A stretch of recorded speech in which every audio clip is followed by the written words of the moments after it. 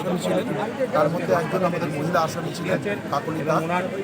ওনার ক্ষেত্রে কোর্ট ওনার health condition দেখে উনি সিরিয়াস এবং ওনার ক্যান্সারের পেশেন্ট এবং ওনার ক্যান্সারের যে পেশেন্ট সেটা কন্টিনিউ চলছে ওনার ট্রিটমেন্ট বম্বেতে ক্যান্সার হসপিটালে, টাটা মেমোরিয়ালে।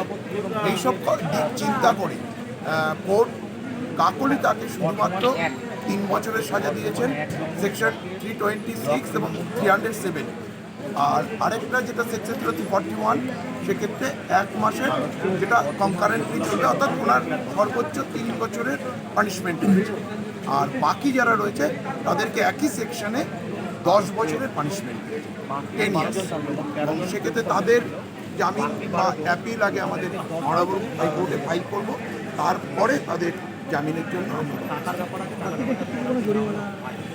এইটা একটু আমাকে দেখে বলতে হবে জাজমেন্টটা, কারণ বলেননি উনি। শুধুমাত্র যখন কাকুলিকায়ের পানিশমেন্ট ঘোষণা করেছেন তখন আমাদের এই ফাইনের যে ইম্পোজ করেছেন 5,000 সেটা বলেছেন, কিন্তু বাকিদের যখন অ্যানাউন্সমেন্ট করেছেন তখন 10 ইয়ার্স ইমপ্রিজনমেন্টের কথাটাই বলেছেন, কিন্তু ফাইনের কথা বা ফাইন ইম্পোজমেন্টের কোনো কথা বলেননি। আমি মাননীয় জজ সাহেবের কাছে আমি প্রেয়ার করেছিলাম যে আপনি পারমিশন দিলে আমি বেল পিটিশন করব, এবং আজকেই সেটা করব।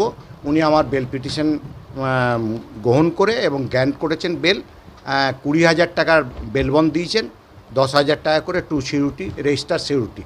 আর যে পিরিয়ডের মধ্যে অ্যাপিল ফাইল করতে হয়, যেহেতু আমি বলেছি অ্যাপিল ফাইল করব অনারেবল কোর্টে, সেই পিরিয়ডের অ্যাপিল ফাইল করে অ্যাপিলের কপি ওনার কাছে জমা দিতে বলেছেন। সেই এটা অস্থায়ী জামিন দিয়েছেন, জামিনটা অস্থায়ী, ওই অ্যাপিল পর্যন্ত, তারপরে ওনার কাছে জমা দিতে হবে, না হলে ওনার বেল ক্যান্সেল হবে। কবের মধ্যে দিতে বলেছেন সেটা ডেট বলেননি, যেহেতু উনি পিরিয়ড উইদিন পিরিয়ড বলেছেন। পিরিয়ড হচ্ছে না 1 মাসের পিরিয়ড, আমাদের 1 মাস অস্থায়ী জামিন দিলেন। অস্থায়ী জামিন দিয়ে আজকে উনি ছাড়া পাবেন তাহলে? অবশ্যই আমরা সাহেব অর্ডার করে পাঠিয়ে দিচ্ছেন। এবারে সিজিএম ম্যাডামের কাছে বেলবন আমরা ফার্নিশ করব এবং ওনার স্যাটিসফ্যাকশন দিয়েছেন, দিয়ে তারপর ওখান থেকে রিলিজ অর্ডার যাবে। সেটা কি আজকেই হবে নাকি না কালকে লেগে যাবে? সেটা এবারে কোর্টের প্রসিডিওর, জাস্ট উনি বেলটা দিলেন, এবারে ওখানে বেলের অর্ডারটা যাবে। হ্যাঁ, যদি আজকেই অ্যাকসেপ্ট হয়ে যায় তাহলে আজকেই রিলিজ অর্ডার যাবে। আমরা আজকেই রিলিজ অর্ডার যাতে যায় তার জন্য। তবে আমরা আমাদের একঝাঁক ব্লক নেতৃত্ব তাদের পাশে আমরা আছি। আমরা নিশ্চয়ই আশা রাখি যে উচ্চ আদালতে এরা নির্দোষ প্রমাণিত হবে। নেতৃত্বটা অভাব বোধ হবে এই মুহূর্তে?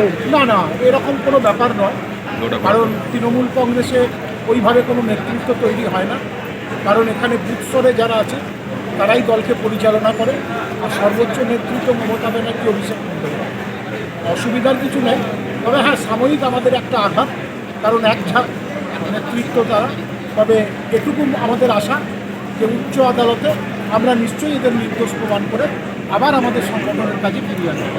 এই মুহূর্তে দল তাদের পাশে রয়েছে, দল তো সবসময় পাশে আছে।